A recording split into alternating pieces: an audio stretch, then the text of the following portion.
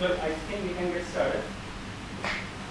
So, welcome to the quantum information and coherence talk series. Today we have a distinguished speaker, Professor Siddharth Ramachandran. Quick intro. Siddharth has his BTech from IT Kanpur in 1991, and then MS from University of Wisconsin and Madison, and PhD from the University of Illinois, and after that, he started his professional career at Bell Labs, and after a decade there, he returned to academia to Boston University, where he is currently a distinguished professor of engineering.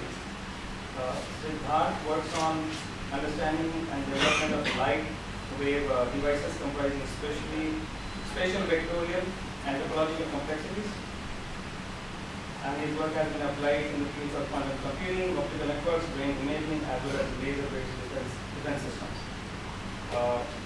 For his contribution, he has been named a distinguished member of technical staff at OFS, a fellow of Optica, formerly Optical Society of America, IEEE, SPIE, APS. He is also an IEEE distinguished lecturer. He has been IEEE distinguished lecturer, distinguished visiting fellow of the UK Royal Society of Engineering, and a Vandenberg Bush faculty fellow. He currently serves the optics and photonics community in several capacities, including currently as a deputy editor of Optica. So with that, let me invite Siddharth. Well, the title has changed, but probably will explain why it has changed. So, Siddharth. Thank you very much for the kind introduction. Can everyone hear me all the way back? Yeah. Okay. And I should make sure I don't trip over this. Yeah. So I will keep my movement to this part of the room. Yeah, so thank you, and more importantly, thank you especially to Anand and Harsha and a lot of others for inviting me here. I'm here for a month. I'm on sabbatical. I'm already very much enjoying it, and I hope to continue to enjoy it. So this was the talk title that I had given, and what I want to talk about instead is this, which is essentially a subset of nonlinear optics in structured light. And I essentially decided to go into the subset because just based on my limited interactions I've had even in 1 week here, I felt that it would be more interesting to go deeper than broader. So fewer topics, same concepts, and perhaps engendering more discussions. Having said that, I will also ask that if you have any questions, please feel free to ask me the questions in the middle of your talk. Especially students, do not feel intimidated about asking a question that might be too elementary in your mind, because that will actually help me decide how I want to talk about it, what I want to talk about. So the title of my talk, the modified title of my talk is Raman scattering, and what I'm promising today is to tell you that there are a bunch of rules we have for Raman scattering. At the moment you use structured light, and I haven't yet defined what that is. I will do that. Some of those rules change, and some of those rules change in interesting ways which might be useful for some applications. Some of those rules change in ways in which case we wish it hadn't changed.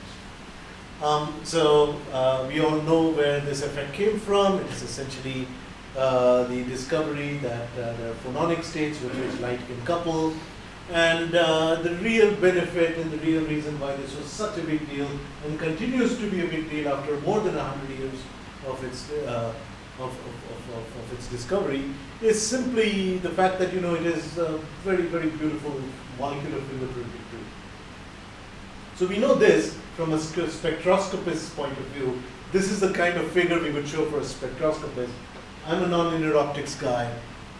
Nonlinear optics people like to talk about phase matching, momentum conservation, etc., and interaction between light waves. So let's move there and let's look at Raman scattering again in that way. And here's some transverse wave vector, propagating wave vector in the z direction.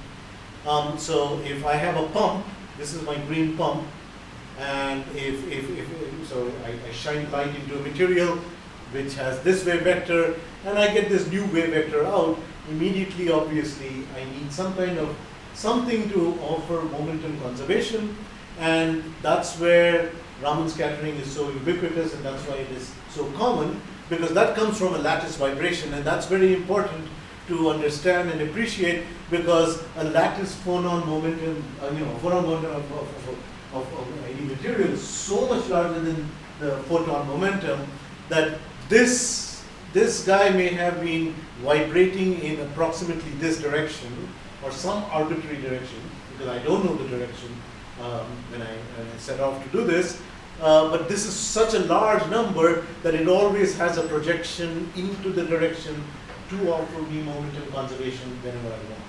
Okay, so that is the way to understand why Raman scattering is so ubiquitous. It's almost like Raman scattering is known as one of the most robust nonlinearities we have. Try as you may, you can't get rid of it. You start a process, it's there. Right? It just never goes away. Okay. It does have polarization dependence because there are some dipole moments in play, and you calculate the overlap integrals. You'll generally find, at least in an amorphous material, if my pump is at 0, then this is my detuned thing, then some Stokes shift away, you get peak Raman scattering, peak Raman gain, only for the polarization that matches that of the pump. Simple stuff, right?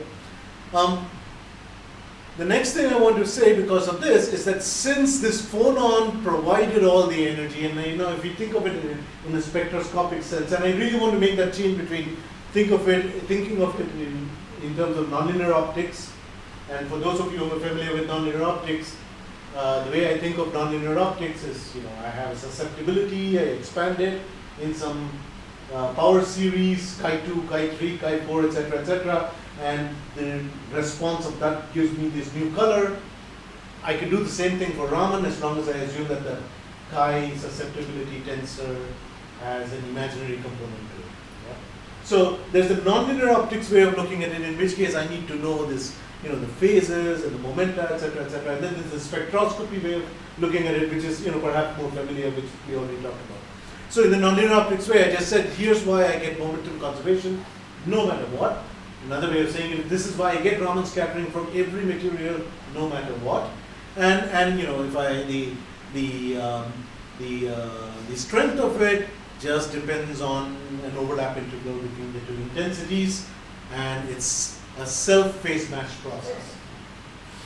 This is important to understand, or I want to emphasize this before I go ahead. So if I have a very long pulse of light, and I go through a medium, I get Raman scattering, like I just said, because the pulse kind of just kind of moves together, and I get so much Raman scattering that this new beam that I have created within the medium may itself act like a pump and create the next Raman order, and the next Raman order, and the next Raman order, and all this fun stuff can happen with Raman scattering. So far, apologies in advance, I am saying something very, very elementary perhaps to many of you.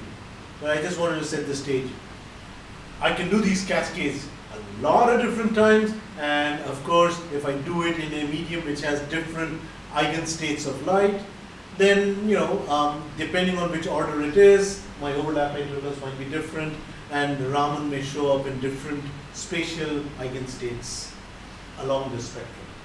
So this is all stuff that's well known. And again, the main point I'm trying to make is no matter what you do, Raman happens. And it may happen in different modes, etc., but it happens. Now let's get to ultra-short pulses. For those of you, I'm not exactly familiar, how many of you are familiar with ultra-short pulses, but an ultra-short pulse is a pulse that is ultra-short, it's like 100 femtoseconds or something like that. And now let's try to do this Raman scattering with a 100 femtosecond pulse again. Here's my pulse that is pumping, here's the new pulse that I'm creating, and 13 terahertz just happens to be the Stokes shift at which I get maximum Raman gain in silica. Choose your favorite material, that number will be different. This is wavelength. Now, as these pulses propagate, they propagate at different speeds because in medium, group velocity dispersion requires that the group velocities of different colors are different. As a result, you can walk off and you don't get this Raman scattering. All this time I said, oh, Raman scattering happens all the time, but you find that it actually doesn't happen at all. But instead, back in the mid-80s, there was a very influential paper by Mitschke and Molauer that said that, hang on, there's something else that happens, is that if your pulse is broad enough so that it has enough frequency content, then the blue part of the pulse acts like a pump for the red part of the pulse. So something very funky happens. You put this pulse into, let's say, an optical fiber. Doesn't have to be an optical fiber. I'll be talking about optical fibers, but this is generally true for any medium.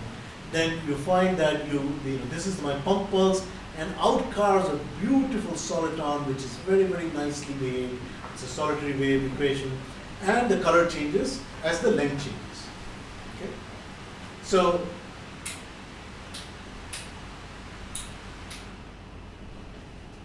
All right. So, as the length changes, the color changes, the power changes, the color changes.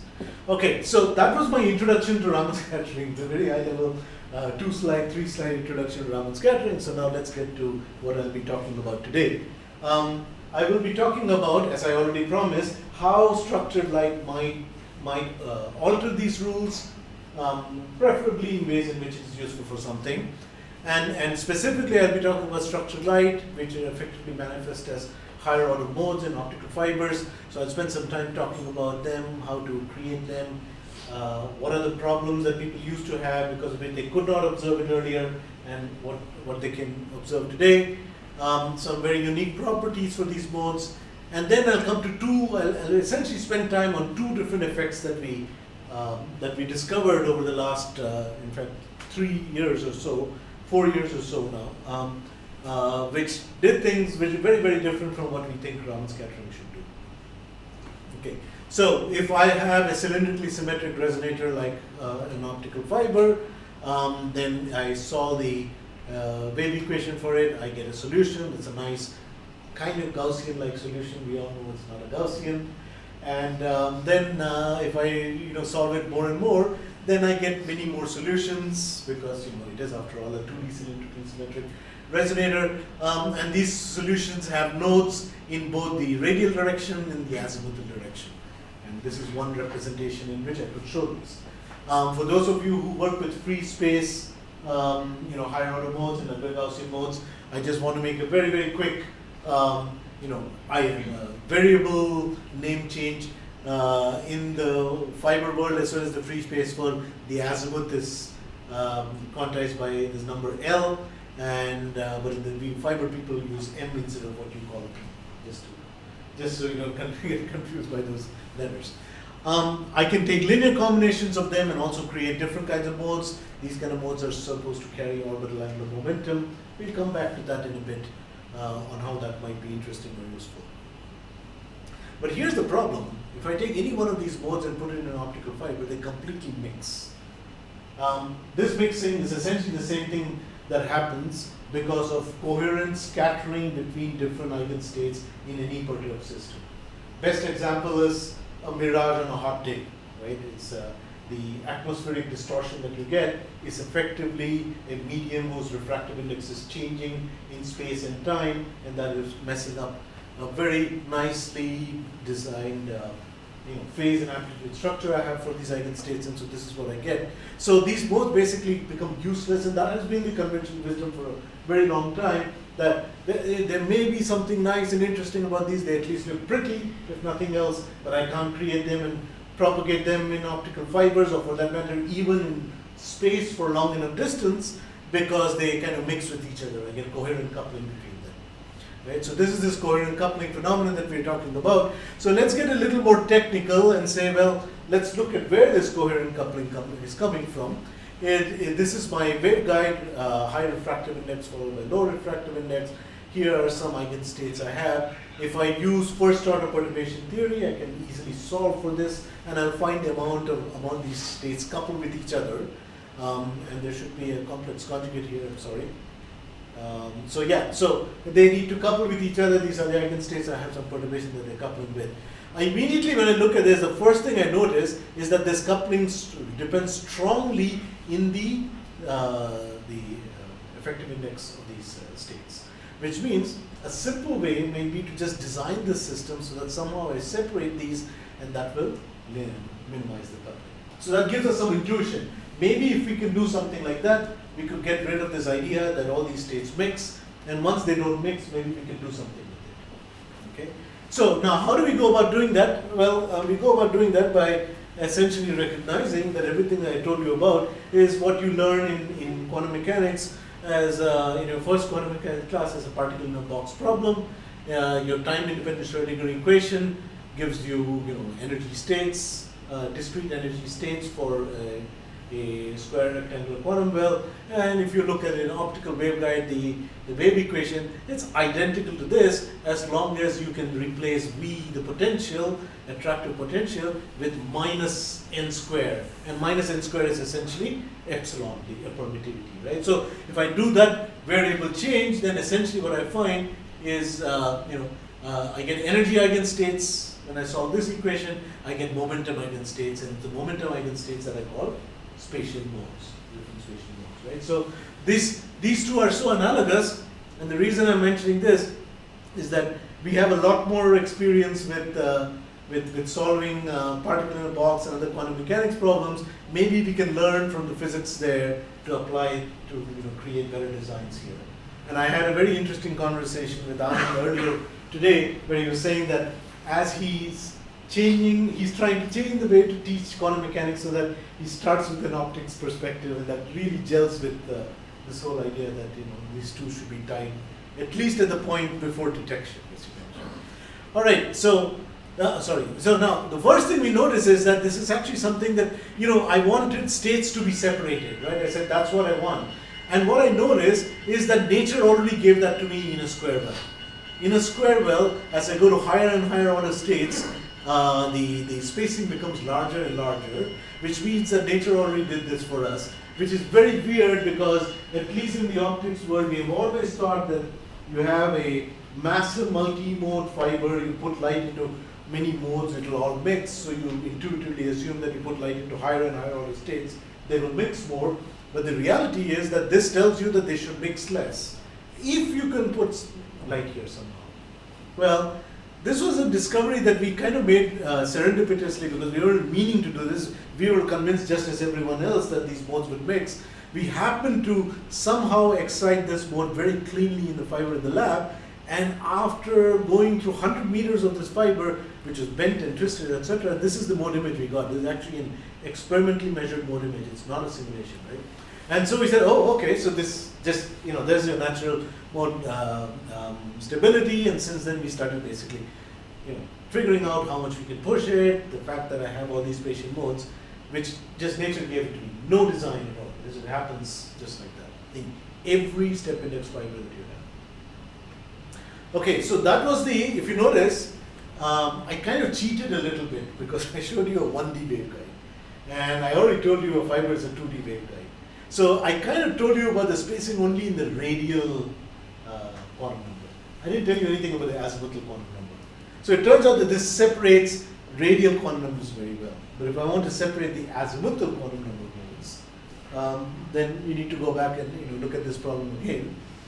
Back to my analogy, here's my wave functions for an electron in an atom or a molecule. And here are my waveguide modes.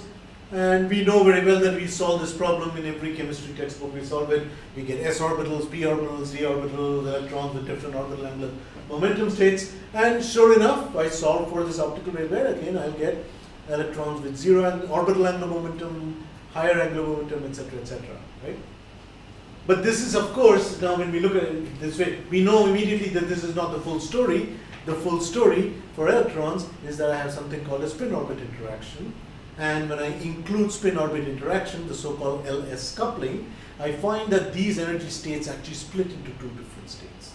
And not only that, at least for electrons, there's also this issue that it's very easy to couple between them because I have the right perturbation in the system. Right? The potential allows me to do the coupling. And that's why you can't separate these two, you always have a mixed state. Well, where does this happen in optics? Well, this happens in optics by not ignoring that we also have polarization. So if I add the polarization correction, immediately I find that wave-guided modes also have this splitting. Forget L equal to 1, it's a very, very weird mode that has a threefold splitting, that has no analogy on this side of the world, but for all other states, it's a doubly split exactly like this spin-orbit interaction. Okay, why does this help us? Well, I mean, first of all, the analogy is interesting. Second, we immediately know now what is that perturbation integral, what is it that we want to maximize. And if you look at this, we immediately find that, oh, a waveguide that's designed so that there's a lot of intensity right next to a large index gradient will separate these modes. And the other thing we find is it says if you want a stable mode, operate at very high orbital angular momentum, right? So these are the two things we learned, so we can go and apply them later on. Okay, now I'm going to skip the part where I talk about how we design these waveguides or why they work, except to say that here's our intuition, we'll design them, we'll start using them. Now let's quickly get to the point where we talk about some of the interesting properties. So the first interesting property I want to talk about, and before I talk about it, I want to familiarize you with another property those of you who don't work with optics on an everyday basis may be less familiar with, is that if I take a single mode optical fiber, and for those of you who work with free space, the same story, you'll see the analogy, and if I take it and if I bend it, then when I bend it, I'm introducing birefringence. Right? So in other words, if I take a system where I have left circularly polarized light is going through a system which has birefringence, then what I expect is, as I bend this, and this is the experiment in the lab, as I'm bending it, light sloshes between the two polarization states. Right? That's single mode fibers don't maintain polarization. In fact, there's a very nifty device you can buy where you can take a loop of fiber and kind of move it around, and it's called a polarization controller, because I can't not couple between these two states. Why? For the same reason I already told you that the two states are degenerate. If they're degenerate and I have birefringence, then this coupling is very, very easy. Right? So degenerate states, by degenerate I mean they have the same propagation constant. Degenerate states under perturbations should couple because of this birefringent. Well, let's do the same experiment with one of these modes in our fibers. Here's the L equal to 6 mode. I should say that these days we now even have fibers that go up to L equal to 40 and L equal to 50, and this effect is only amplified. If you notice, this experiment was running where I was bending the fiber and a little bit of light leak, but nothing. So in a perfectly circularly symmetric system, right? In a perfectly circularly symmetric system, in which I have added birefringence, for some reason I'm saying that a mode that's doing this looks different from a mode that's doing this. It makes no sense whatsoever, because the two modes, I should be able to see each other but looking in opposite direction. Right? Well, the answer is very simple and very encouraging, therefore, which is that, okay, so what happened? My bend induced birefringence, and birefringence is like a perturbation which couples, left circularly polarized light with right circularly polarized light.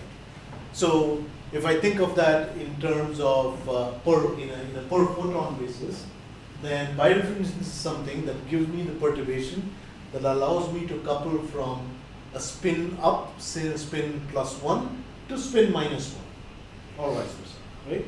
And every state in between. So it did that, but since these two states have opposite L's, I also need a massive angular momentum exchange, not just a bend. It's almost like as if I need to twist this fiber really hard. And so if you go and actually work out those equations, the fun part is those equations are almost identical to the equations we solved in our very first classical mechanics classes as to why a spinning top doesn't fall.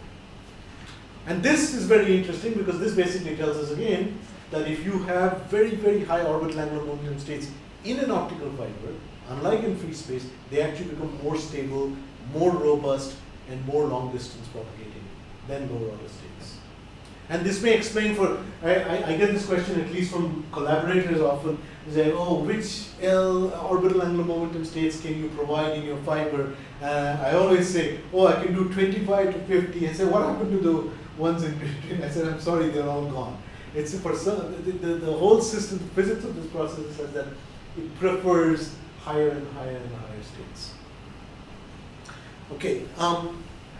Another way of kind of schematically stating what I just said is our design. What it allows us to do is to take 4 states that usually sit right next to each other and separate them in effective index and L. Right? So we just separated them. That's why they were all clean.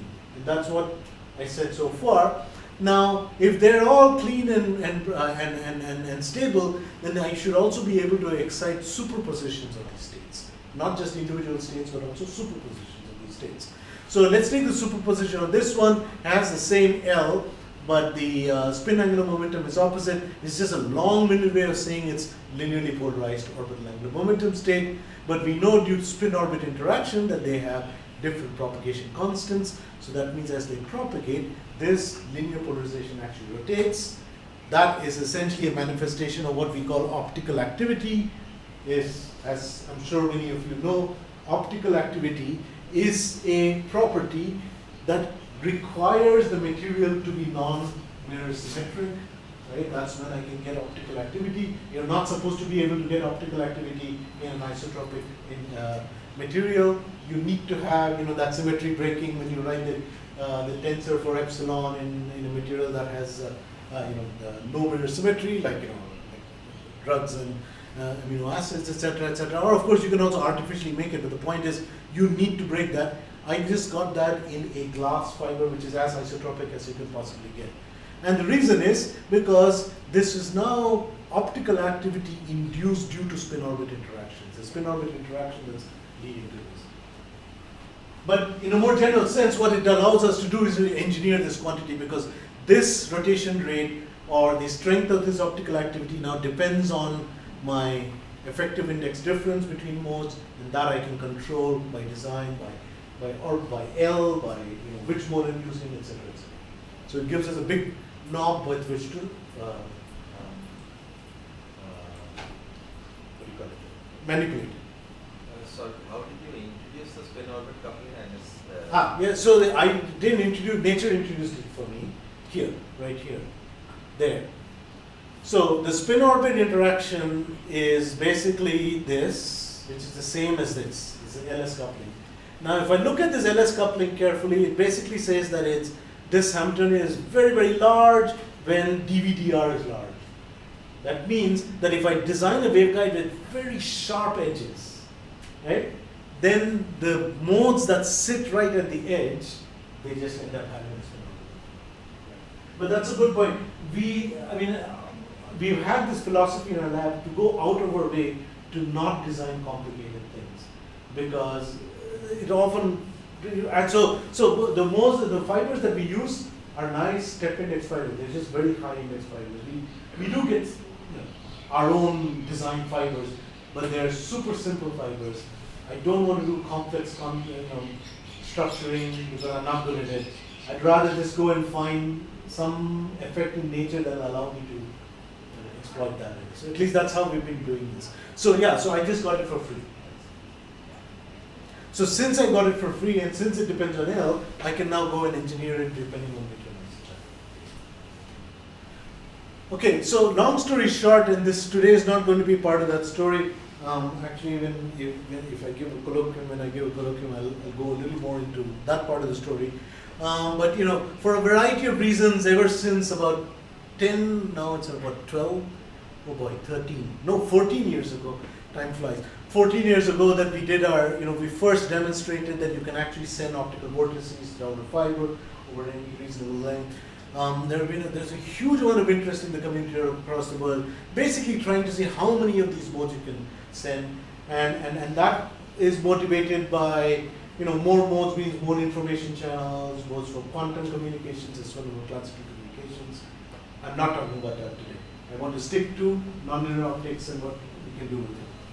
Yeah, so long story short, we go up to a crazy number of modes, like 50, 60 modes in an optical fiber today. All right, so that was about the fibers. So now let's start looking at the first effect with this. How am I doing on time? Yeah, you have half an hour. So let's start with this first one. Again, ultra short pulses. We all know that a pulse in time is a pulse in spectrum because of the duality relationship between the two. And then if I send it through a dispersive medium, and by a dispersive medium I mean something that has non-zero curvature of refractive index, it's called, I should probably write it out, it's called group velocity dispersion. Different optics has multiple dispersions, so this is group velocity dispersion, yeah? So group velocity dispersion, what does it do? It takes this pulse, and because of this, the different colors move at different speeds, and it separates out these colors, decreases the power of this, and it's a completely linear effect which I can turn on, turn off, or reverse and do all of that. And the fact that I can spread it and then undo the spread in a completely coherent manner is the simplest way to define the basis of the 2000, which Nobel Prize was not the slow, the Chopin's amplification. Right? All of Chopin. 19. Huh?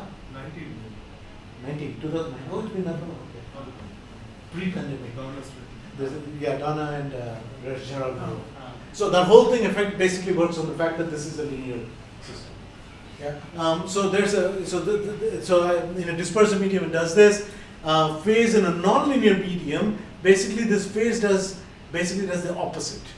If I take a pulse, you work out, you find that it does the opposite. And what this essentially means is that if I have the right kind of medium and power and everything, then these two effects can counteract each other, and I can get a very nice solitary wave, solitonic solution. And these solitons are the fundamental eigensolutions of propagation of light when you include nonlinearities. Right? So, or another way of saying it, another way Bob Boyd would say it, is there are no pulses of light except for solitons. Solitons those are the only solutions because nonlinear, every system is nonlinear. Yeah. So these are solitons. Why are they nice? Everything matches itself so they can remain a short pulse and propagate long distances, which means they can accumulate after a lot of these nonlinearities. So they're very useful for a lot of non-linear optics applications. Because of this, about 2 decades ago, and I would say this is one of the big drivers that pushed the field of photonic crystals. There are lots of other things also, but especially this one, that by design, by controlling the structure of the material, you can control this chromatic dispersion, and if you can control that, you can essentially control solitons. So photonic crystal control, getting it right at the right wavelength, etc., became a very hot field of investigations for a long time. So, but of course, we're not making photonic crystals. Like I said, I assiduously want to avoid very, very complex materials. I want to create simple step index bulks of glass and do it. The only thing I'm making complex in my life is the modes themselves. So let's see if we have something there that we can do to control this dispersion. Again, I go back to my analogy. The other thing we know about these SPD orbital is that the effective mass, which note is very similar to that curvature that I just told you about, also increases with the angular momentum. Good, so nature already gave me that, and of course I go and calculate it in my fiber, chromatic dispersion. Depending on what chromatic dispersion I want at what wavelength, I just use that orbital angular momentum over in my fiber and I'm done. Okay? So that's how I do dispersion control in these systems. So to summarize, I have these kinds of fibers, they have all these mode spacings, they have different group indices, they have different dispersions, and their group index spacings are also very different. I'm sorry if this all sounds too technical, but I'll very quickly come to the point as to why this is important. The idea being that with these fibers I can get anomalous dispersion with which I can create solitons. I can decouple area and dispersion, which means I can make them energy scalable, and I can get any group index spacing between the different nodes. Alright, so let's get to the reason I told you all of that, and this was also one of those things which we were doing in our lab and we serendipitously found, and then we found it very, very exciting. And we excited this mode in a fiber with this anomalous dispersion for this mode. It's called, I'm sorry, this is cut off. It should be LPO19. Feel free to count the number of rings. It's 18 and a dot. I'll wait if you want. I'm sorry. So now I increase power in the system, and what happens is that, you know, this pulse starts moving, shifting. This is the effect that I told you about earlier. The Solton cell frequency shift, where the pulse pumps itself and moves, right? So this is a well-known effect. But as it happened, we saw something very funny happening, is that down here, we saw something that didn't obviously look like noise. And then if we pump more, the first thing we find is that if I go and, so if we saw this, and then if we go and analyze it, and we find that this is exactly one Raman shift away. Remember, today's talk was all about Raman. One Raman shift away, and at this point, the group velocities of both of these modes exactly matched. So that means a pulse in this mode and a pulse in this mode at this wavelength, at this point, are now traveling together, which means they're going to have the maximum interaction. And now when I increase then when I image it, indeed I find that this is this mode. I never created this in the lab. I created this, it just shifted to this point, and it spontaneously created this point. Okay, so far so good. I mean, in a nonlinear system, especially if you work with a nonlinear system, you know that you pump something, you get all sorts of products, and they're interesting, but kind of useless when they're down there. You don't know what to do with them. So here now we pumped it harder and harder and harder, and if you notice, all the power went away from this process into this process.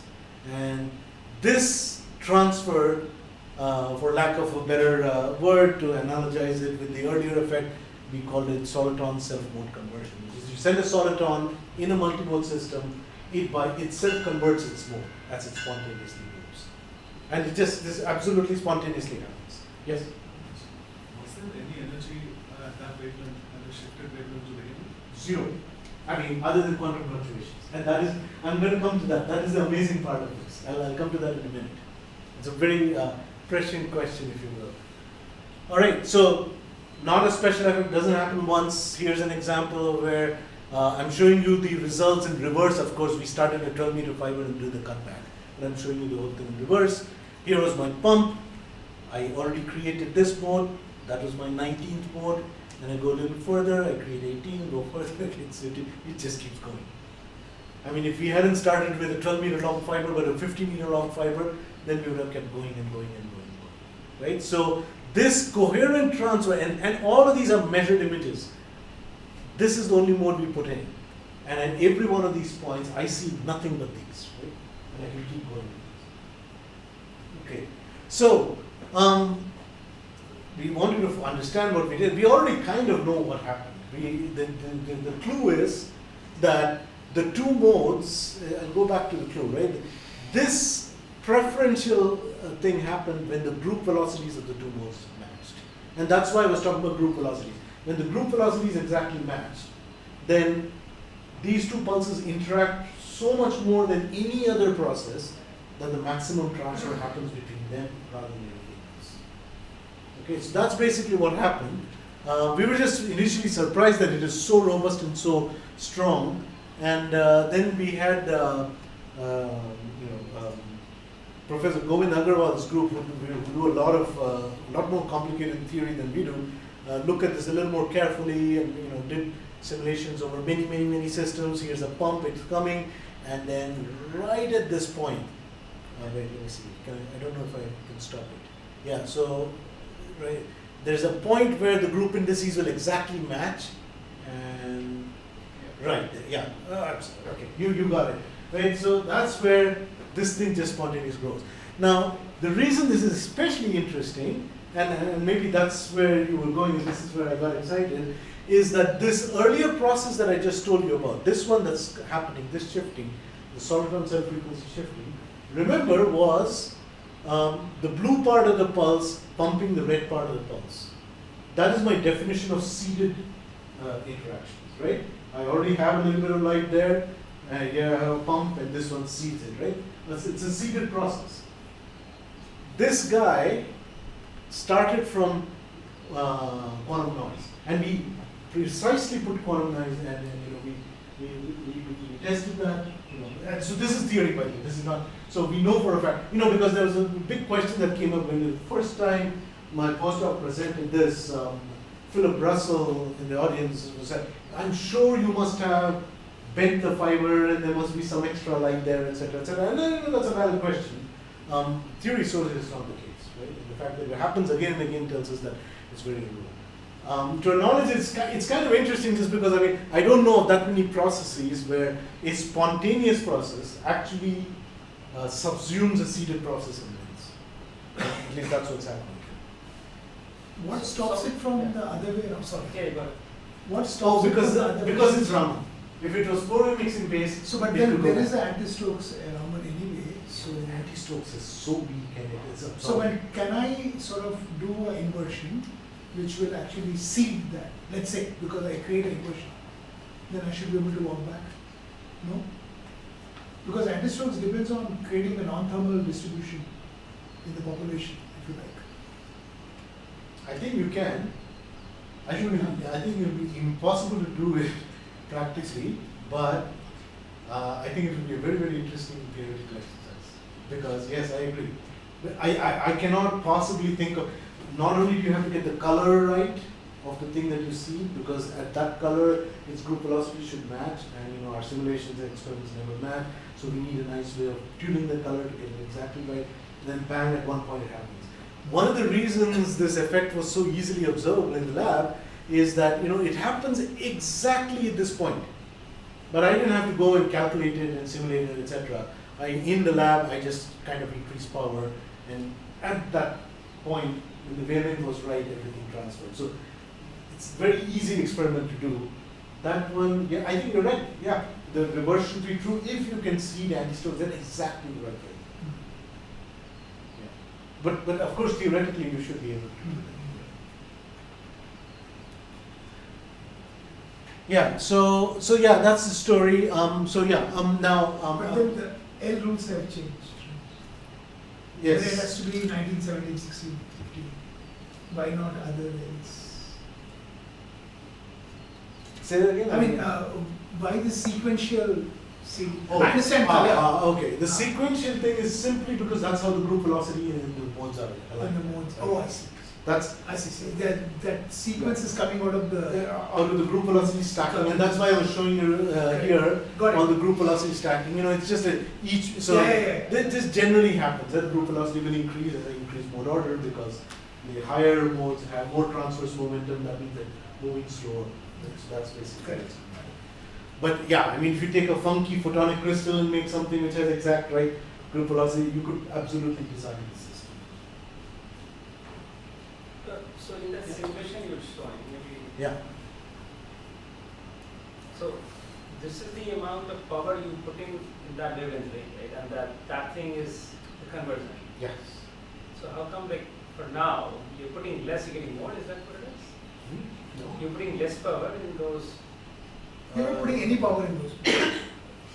I'm putting zero power anywhere else. The red is the Stokes mode. Where it has zero. It has vacuum fluctuations. You have good vacuum fluctuations. Yes, so right. And the other one has so the first there's a seeded process. It's just increasing. What we are saying is the power you put in, right now, Yes. in that wavelength range. What you're seeing here is the power I put in. This is what I put in. Right. That's it. And as so this is a simulation along the length of the fiber, right? So I put this power in. It's propagating along the length of the fiber. So when when you put in, I think the pump is overlapping with the black, which is the total. The pump is the blue. I see. That was your question. Yes. Sorry, the pump mode is the blue. It's right underneath. It's right on top of that. Good. It gives me something to yell at my postdoc. I'm not going to do that. It's too hard. Okay. So the question that One more thing, sir. How much is this sensitive to temperature? Absolutely nothing, because it depends on the group index difference between these two modes. They just move together. Both will be That's what. So if you did have something at that new frequency yes. along with the pump, Yes. will that at the new frequency and the right mode, Uh-huh. so that their group velocity match.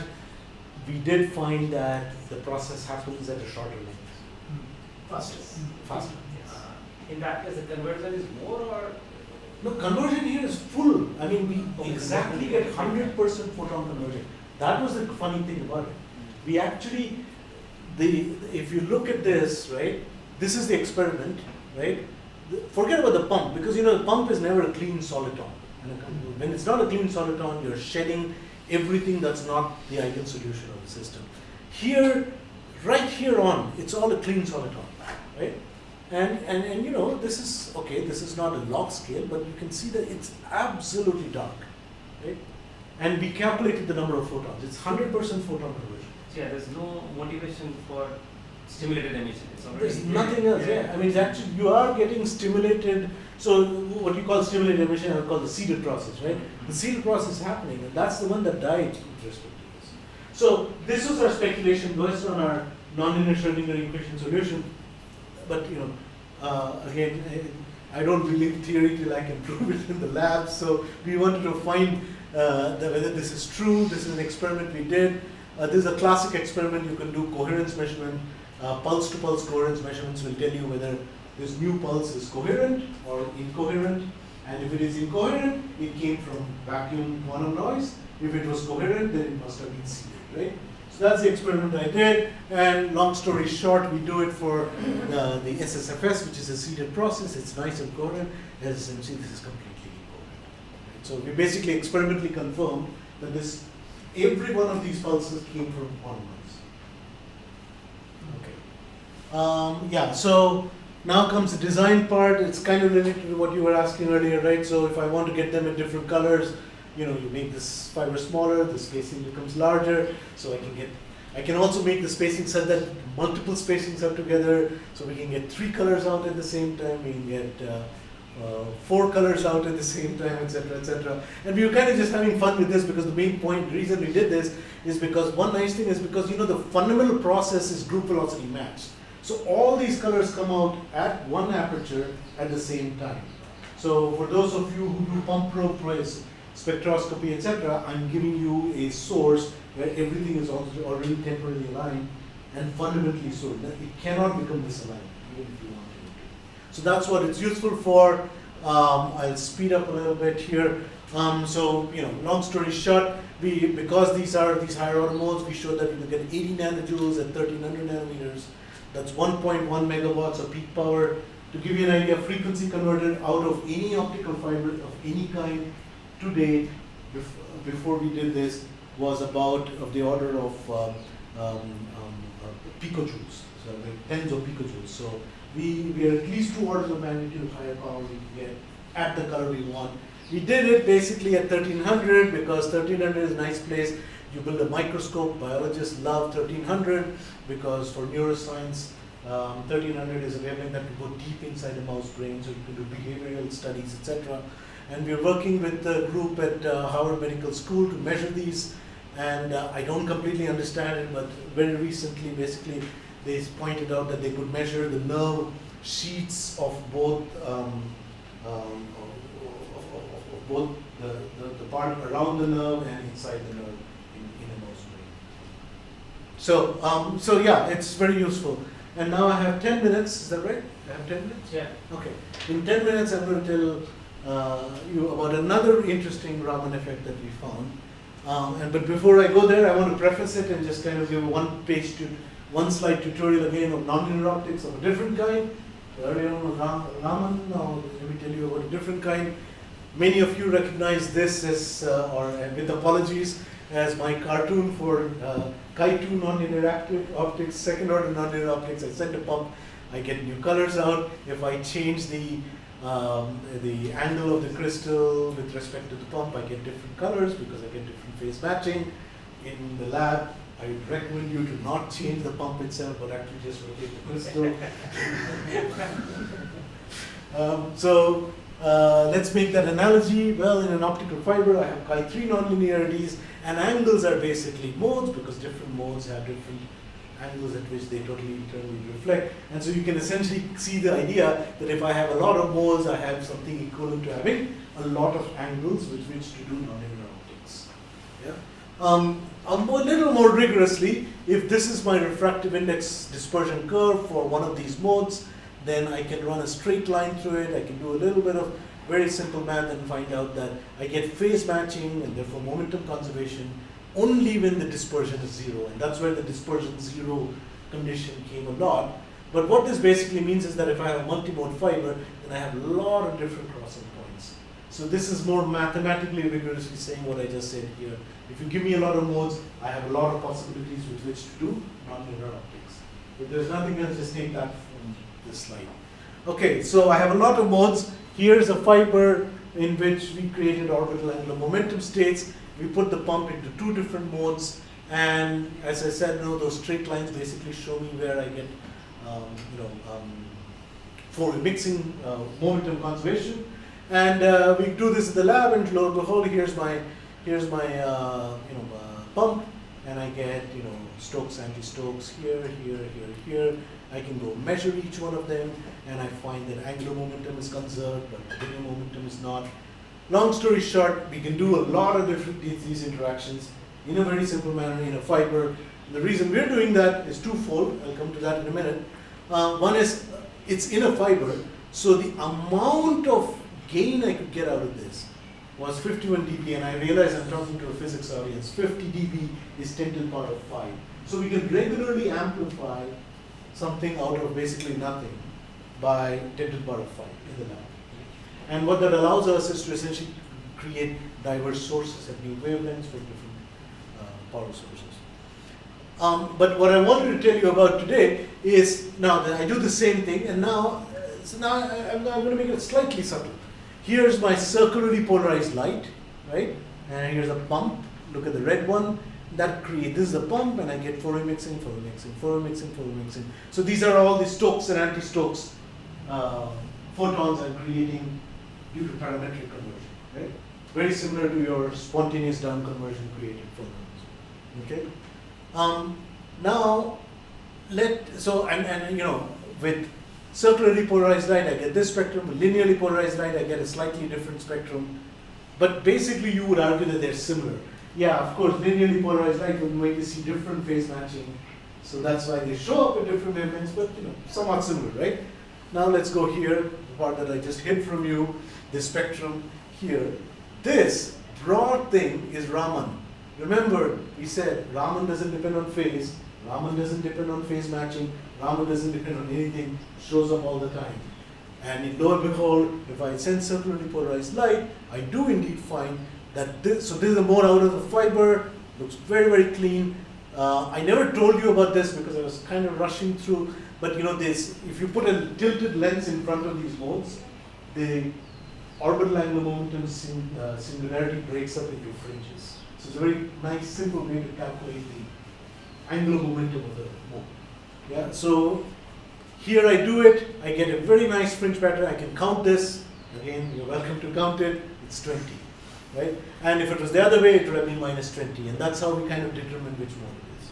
We have slightly more rigorous way, quantitative ways to also calculate it, but this is actually a very nice, simple way to find out how much is the dominant mode. Okay. Now, the Raman, of course, is in all the modes. Yes, because angular momentum manifests as a phase change in space. And Raman doesn't care a hoot about phase. And so I get it when I do it, right? Okay, so having said all of that again and again, now let me show you what happens with linearly polarized light. It just completely spontaneously gets suppressed. So that was interesting and exciting to us. I said, why did this happen? 20 dB basically means 99%. So I got 99% suppression of the Raman scattering. I did absolutely nothing else. In the lab, what my student did was move a quarter wave plate 45 degrees, not 45, 12.5, right? 45 by 2, 24, 22.5 degrees, yeah, right? He moved that and that's it. And this Raman just completely disappeared. So why did it happen? We went back and looked at it. If I have a circular pump, then I get this Raman. I'm just showing you the Raman part. But then when I have this linearly polarized pump, recall a long time back I said linearly polarized light in these fibers are basically optically active, right? They have their own chirality. So that means the linear pump propagates with certain polarization structure, and of course another mode that does not have that polarization structure walks off, and that's why I get the suppression. But that also means that there is a specific angular momentum combination where the two do end up matching together.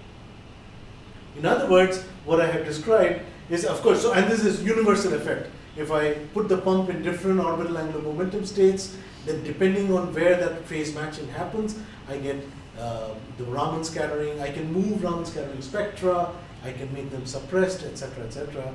So long story short, I can actually, just like you have phase matching in second harmonic generation, I can now also get phase matching in Raman. We explicitly measured it. Longer length of fiber gives me a sharper Raman spectrum. All the things that a phase match process is supposed to do, Raman, which is not phase matched, is now doing. Okay, so it's basically a chirality mediated control of the Raman scattering. So I'll skip this part. So I get a lot of Raman scattering. The reason we were interested, or reason we got excited that we could do this, is this paper, which was the first time anyone showed that you can create photon pair sources and entangle them in an optical fiber. Till then, we were all stuck with bulky crystal, light goes off in different directions, and it's a very, very beautiful technique with which to study the physics of the process, but also very hard if you want to kind of start thinking of practical applications. Fiber is a network with which I send light across the world. If I could create my entangled photons inside the fiber itself, then I'm done. Right? So that was the reason why Professor Prem Kumar's first paper on this back in 2002 created a lot of excitement. But then we also realized there is a big problem with creating four-mixed photon pairs in fibers, which is Raman. Because as I just started today's talk, Raman just doesn't die no matter what you try to do. So people, what have they done? They have cooled the fiber, so that if you cool the fiber, then the coincidence to accidental ratios goes up, because cooling means the phonons are colder and they don't interact. People have tried to work away from the Raman spectrum, which obviously doesn't make a lot of sense. If I want my Stokes at a wavelength, I want my Stokes at a wavelength. You can't just come and ask me to go and work at another wavelength, right? And then people have tried some funky things like liquid core fibers, etc., etc. We said, oh, we now have a fiber in which just by changing the polarization of my pump, I can turn on Raman on and off. So I said, let's use it. The experiment that we are setting up to do is to essentially, network quantum memory with transport, which basically means we need to have a system with, let's say, the pump is in the L equal to 20 mode. These are all experimentally measured images. This is a fiber which has all these different modes.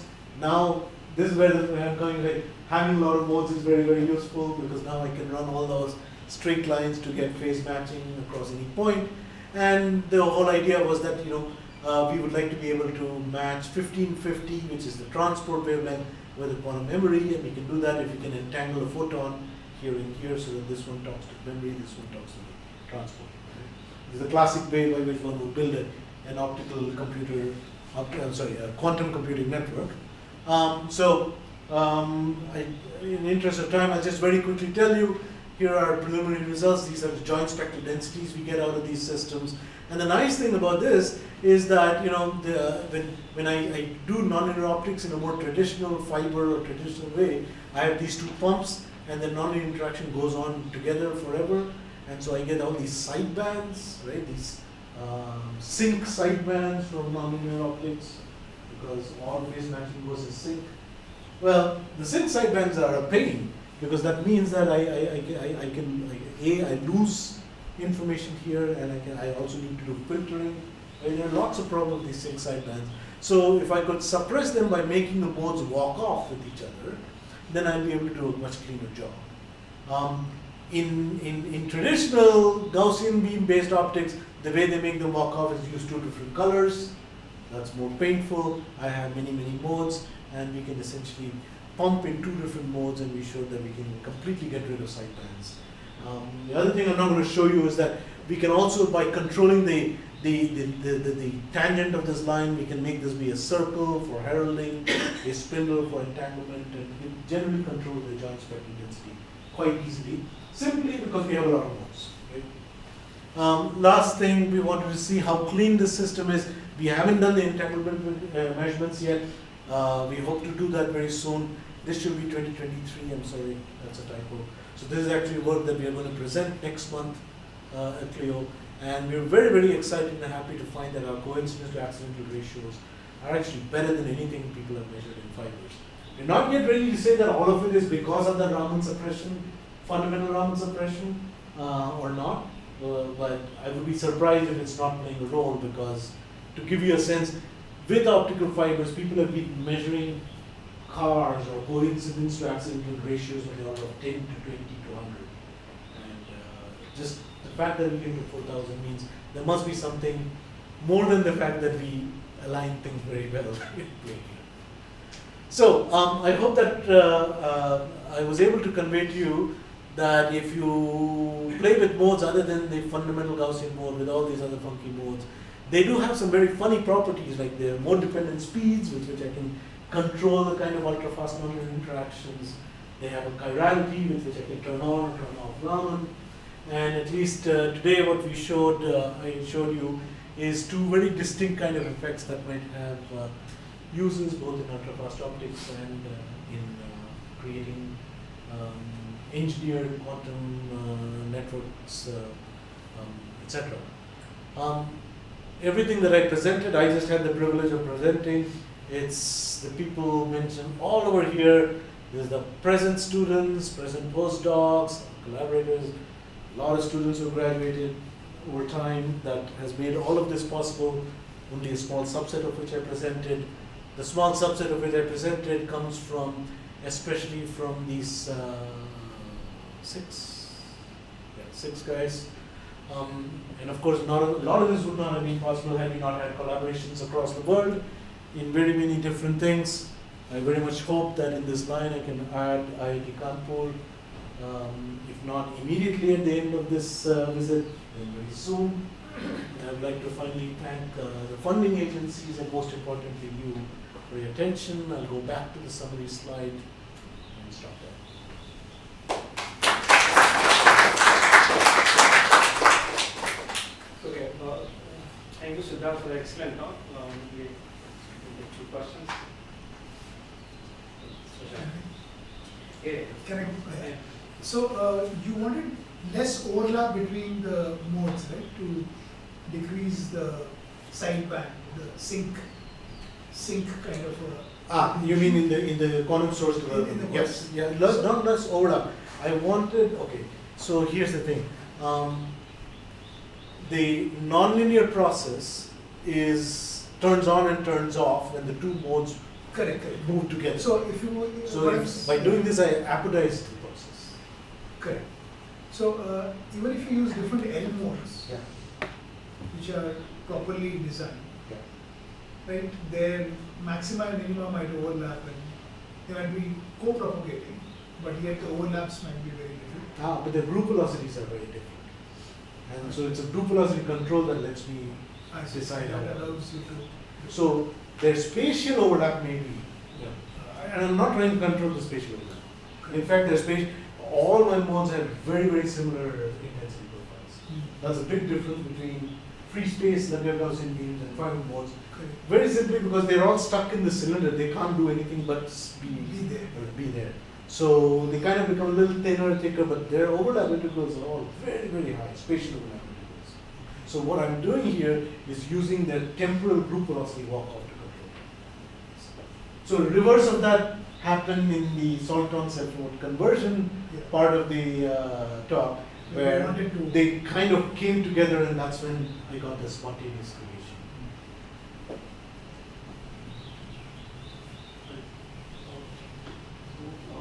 So since you are using ultra short pulses, like 200 femtosecond or less than that, and one is actually looking at the coupling through the phonon mode. Right? So how do you scale this temporal width? In the sense that if we go shorter in terms of pulse duration. Very good question. So Raman lifetime in silica is of the order of 1 femtosecond. So we still have at least 1 order of magnitude to go before we'll start getting all tangled between, space-time coupling effects. There is a group that has looked at 5 femtosecond pulses. 5 femtosecond pulses, if you calculate the Fourier transform bandwidth of it, is I think like about 1000 nanometers or something. It's crazy. At that point, it actually, what they found is it's not that the Raman phonon lifetime is a femtosecond that's bothering them, but it is dispersive across this entire wavelength that we're messing with. But I would say everything I showed should work till 10 femtoseconds. And after that, too many fundamental things are breaking. The biologists actually prefer long pulses, like 100 femtoseconds. Okay. And the reason they prefer, I found out, and you guys must know, some of you may know, is apparently a shorter pulse is nice because nonlinear microscopy means higher intensity, so you can do better. But apparently, by the time you go through all the microscope elements, there's so much chromatic dispersion that it distorts. So they'd rather have a slightly benign one. So we were talking to these guys and trying to, so our first version we had a fiber with very high dispersion. So when this jump happened to 1300, our pulse widths were of the order of 50 femtoseconds. And they didn't like it at all. They said, you need anything more than 70, 75.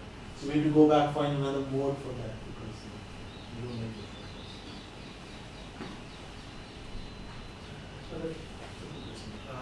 Can you go back to the slide on the power suppression? Yeah.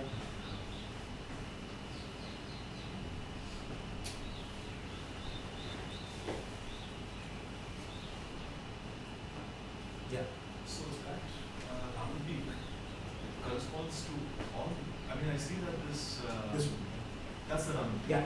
So I see that the actual spectrum of the propagating pulses have several peaks. These are all photonics. They're all parametric. They're all parametric. And we can run phase matching curves, exactly calculate them. So I'll tell you exactly what it is. This spontaneously creates this and this, L equal to 21 sigma plus, L equal to 21 sigma minus. This acts as a cascade, and this is a cascade second order of the same mode. This one is 22 and 20 because the pump is 21, so 22 plus 21 becomes 21 plus 20 and so on and so on. So we can account for every one of the other things, and all of those are phase coherent, which means if I modulate this will also modulate. And they all create a Raman signal at the same frequency? Not all of these. All the Raman is coming from the pump. Only from the Yes, yeah, because that's this what is. I mean, look at this. This is. it's much more intense. This is at least the 3 orders of magnitude more intense than everything else. It's a spontaneous Raman. Spontaneous. Yeah. I got the numbers wrong. I was wondering why the Raman has only one peak. Yes. When I have so many pumps, Yeah. I have really only one pump.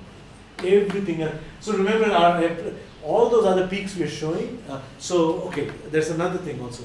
Here, if you notice carefully, this is flattened out. So that means this peak is actually Much 4 or 5 orders of magnitude higher. And I'm showing it to you here because we kind of want to. So our ultimate goal is to actually turn off the pump shorter, so that these peaks go all the way down to single photon. And that's what we did in the coincidence versions. We're interested in very, very, very, very small amounts of photons. Just the same way as you guys are interested in very, very small amounts of spontaneous down conversion.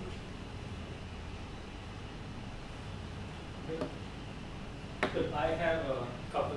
So in the 4-way mixing thing that you're doing, the 2 pumps that you have, Yeah. are they from the same source or they could be entirely different sources? How They have to be the same source. Same source, so phase coherence kind of.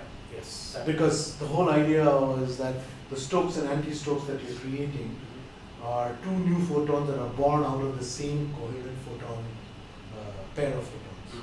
So if those 2 photons were not phase coherent, there will be no phase coherence between them. And the Stokes and anti-Stokes that you get, so they are entangled. Yes. Just this is not entangled. To make them entangled, I would need indistinguishability in one more. So I would need to do this, and I would need to find another process which also gives me the same modes at the same vector. Then they will be entangled. But this shows that these are correlated right now. To make them entangle, I'll have to create the mutually unbiased basis. That's for the, let's say that's for the measurement aspect. That to be not to verify applies to measurements in few bases. Yeah. But do you expect them to be entangled in frequency, orbital angular momentum? Like in which basis you expect them to be entangled? I see. Okay, good question. So it's half the story is only half the story is here. I used L equal to 21, and I got L equal to 20 here, right? Now if I had used L equal to 22, I may have gotten something else. So the eventual aim of this is that I have so many modes that I will put a superposition of modes here, which is exactly why I am interested in NPLC, to create my own superposition of modes such that I get from each one of those superposition pairs, I get a Stokes and Antitrust at exactly the same wavelength in different modes. And so they will be spatially entangled. It will be spatially entangled, and it's coming out of one fiber, so everything is co-aligned. And that is our dream, right? And to my knowledge, no one's done that yet. So if we can create a high-dimensional orbital angular momentum, only because we see this is working best, but high-dimensional spatial entanglement out of one aperture, then we're hoping that would have some benefits to the way we construct networks. Okay. So this is you get much better control than in parallel conversion, where you have one pump OAM and you get hundreds of OM values for single item. But here for each pump, you just get one L value for both Stokes. You may get a few, depending on the fiber and the wavelength you're using at. But you're right that I would be surprised if we see more than 3 within a small wavelength range. So instead, what we want to do is we don't want to take the pump, we want to coherently carve it into a lot of modes, and then use that to get the same wavelengths. And then by controlling the phase between those pump modes, we can control the 2-photon state that you get. Exactly. Okay. But we haven't gone that far. Yeah. We're getting there. I think these are the building blocks that give us hope that we can get there. Yeah. How are you launching this L20 from mode? Okay. So I usually have a slide. Do I have a slide this time? I usually have a slide, one slide that says excitation, mode excitation is super complicated.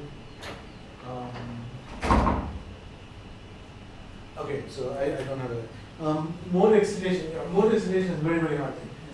We use a technique called two-phase plates, which is, you can basically show that if you have two phase plates and propagation between them, you can convert any spatially coherent amplitude and phase into any other spatially coherent amplitude and phase. So what we do is we take a spatial light modulator, we bounce a Gaussian off it, we put a mirror here, so it bounces twice and comes out, and we put the phase patterns on these two such that we get the moment. And you couple it. And then we couple it. But the devil's in details. This is the hardest part. This is where, first year graduate students in my lab either show their mettle or they leave.